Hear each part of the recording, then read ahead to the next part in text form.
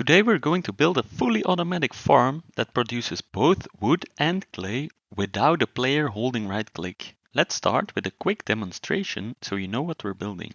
Lava flows on top of some water, which creates stone that gets placed on the conveyor belt. This gets brought to the next step, where the conveyor belt gets stopped and bone meal turns the stone into moss. More bone meal is used in an attempt to grow an azalea sapling. Every time this fails, a new bone meal is used. When it succeeds, the sapling gets grown into a full tree, which turns the moss to rooted dirt. This activates the conveyor belt again. The rooted dirt is brought to a dispenser with water bottles that turns it into mud. This mud gets pushed off the conveyor belt onto a drying platform. Drying out the mud turns it into clay, which gets destroyed and picked up by a hopper.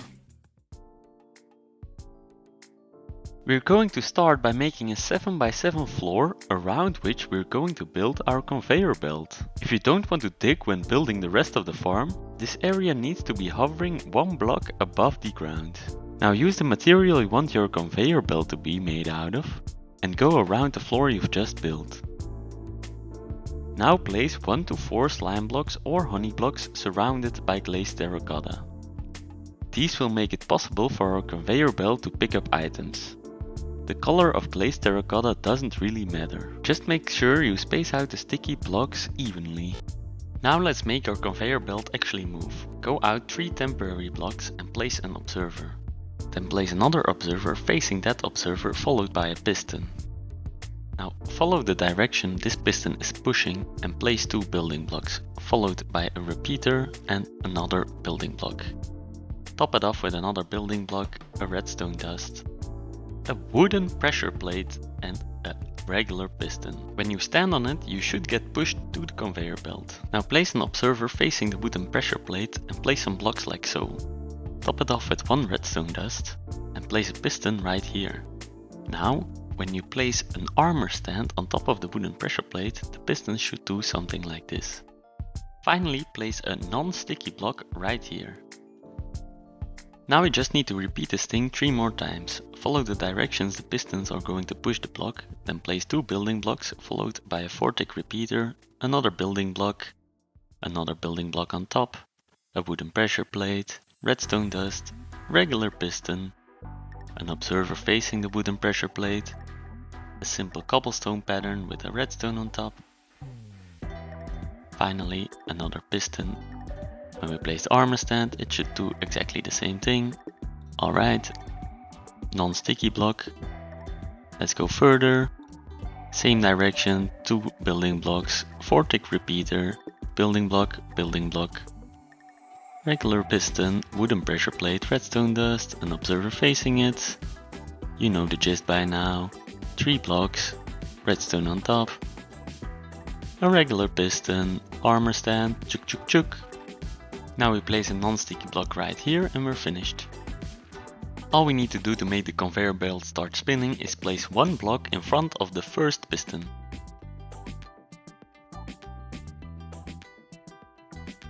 Before we continue, let's build a way to stop the conveyor belt from spinning. Go to the side with initial piston and place a furnace 1 block next to the middle of the row.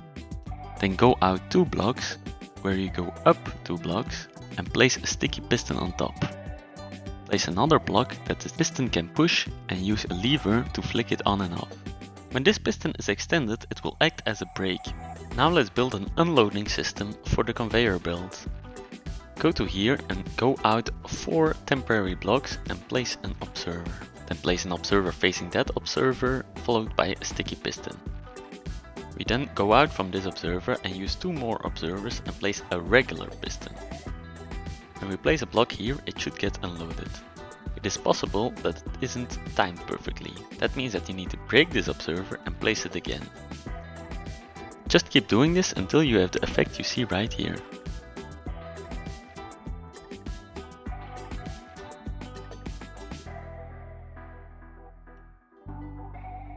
Alright, let's build our stone generator. We go to this corner and we go down 1 block. And we place a new block right there. Then we go to the back, where I place a non-sticky block here and a non-sticky block here. Then I take a throwaway block and I place it right here and I start building my lava cage. I'm building this out of glass because I like seeing it, but this isn't necessary. Now let's place a water cage as well. Once again I do this out of glass, not really necessary, just make sure water can't flow everywhere. I place the water in the water cage, it flows nicely into the hole. I place the lava in the lava cage, which generates stone. The first step of our manufacturing process is completed. Don't forget to place a non-flammable block on top of the lava, otherwise the trees that we'll plant later will catch fire. Alright, time for the next step. Go to the break and place 2 dispensers on top, facing the platform. Then place a hopper feeding into each dispenser, like so. Then place another hopper feeding into the upper hopper. On top of this hopper we place the chest that brings in all the bone meal from our bone meal farm. This farm consumes a lot of bone meal, so you should have a decent size. While the dispensers are filling, let's build the next part. We make a little platform on top of which we're going to place a clock. We're just building a standard torch repeater clock with 3 repeaters set to 4 ticks.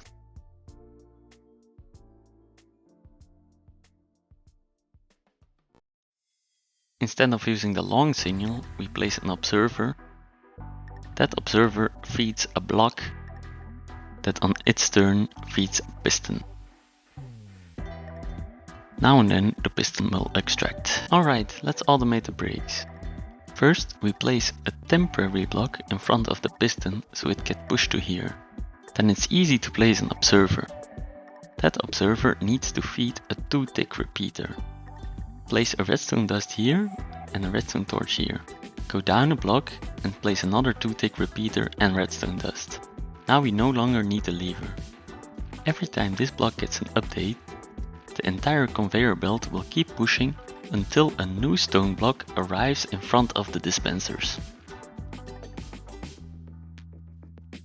Now we go down here and place an L shape, on top of which we place 4 redstone dust. Then we place a comparator facing this way right here and 3 observers facing this way.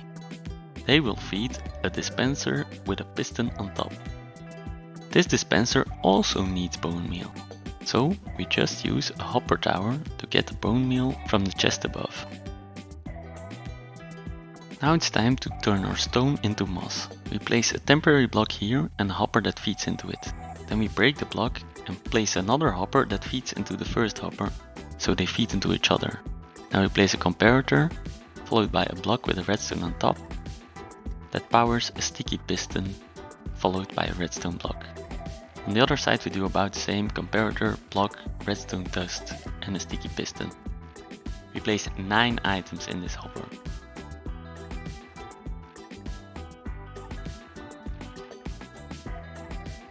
Now we go here and we place a moss in front of the dispenser, followed by a full block, followed by a non-sticky block.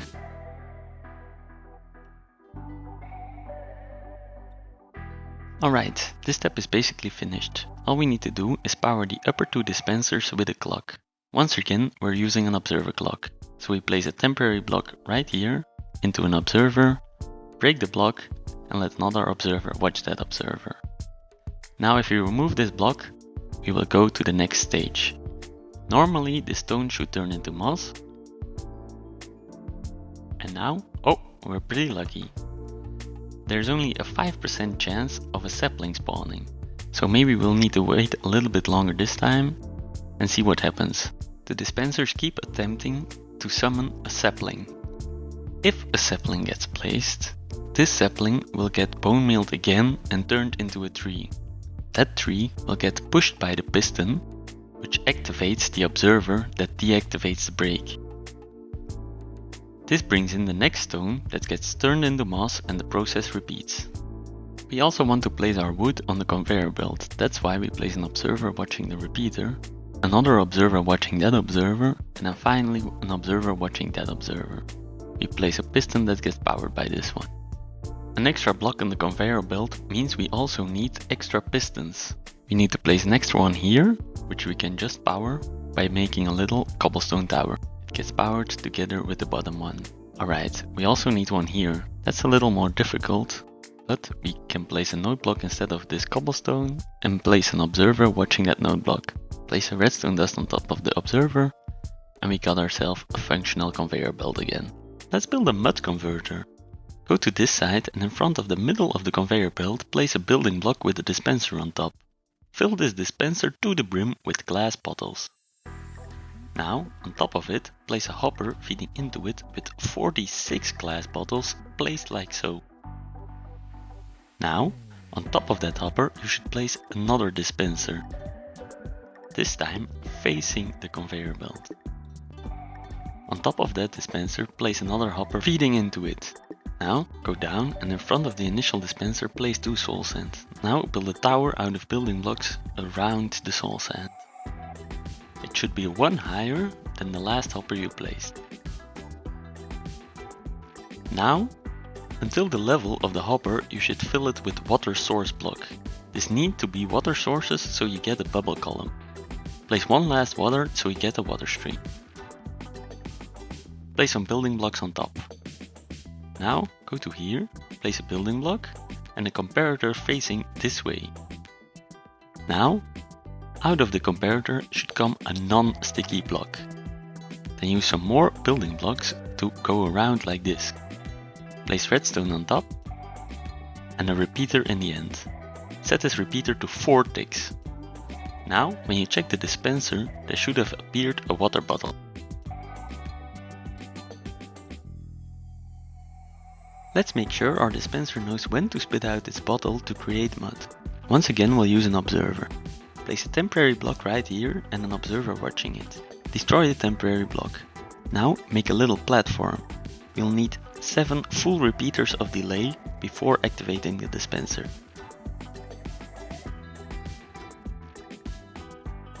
To activate it, we're actually going to use a sticky piston that pushes a redstone block.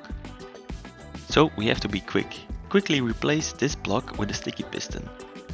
And then place the next one with a redstone block.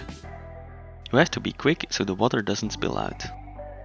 Alright, now when the rooted dirt arrives, it should be turned into mud. Perfect. Alright, we're basically done. All we need to do is let the mud dry out to turn it into clay. This happens when the mud spends enough time above a block that has a drip stone hanging from beneath. In this example, I'm building a small drying platform. But you can build a larger one if you want to make sure a larger amount gets converted before it gets destroyed. Another way to achieve this is by placing more items in the hopper clock where we put in 9 items a while ago. For the collection of the blocks, I know there are differences on opinion whether or not TNT tubers count as cheating, which is why I'm not going to waste too much time going over this. I'll just show how I did it, but you're free to build your own kind of blast chamber. Just pause the video to copy this layout if you want. For the duper itself, I go up 8 temporary blocks from here, and then I build this little L shape. We no longer need these 8 blocks. Alright, now I place 3 slime blocks like so. Then I destroy this block, place a dead horn coral fan, TNT, fence on top, 3 more slime blocks, a detector rail with a minecart on top, and a furnace right here. Now I get some more temporary blocks, go up 3 from here, place a daylight sensor, destroy the blocks, go down 2 observers, and place a sticky piston facing the slime blocks. When the daylight sensor gets an update, the piston moves. When it gets a second update, TNT falls. From now on, every time it gets an update, TNT will fall. This should happen often enough to collect every block.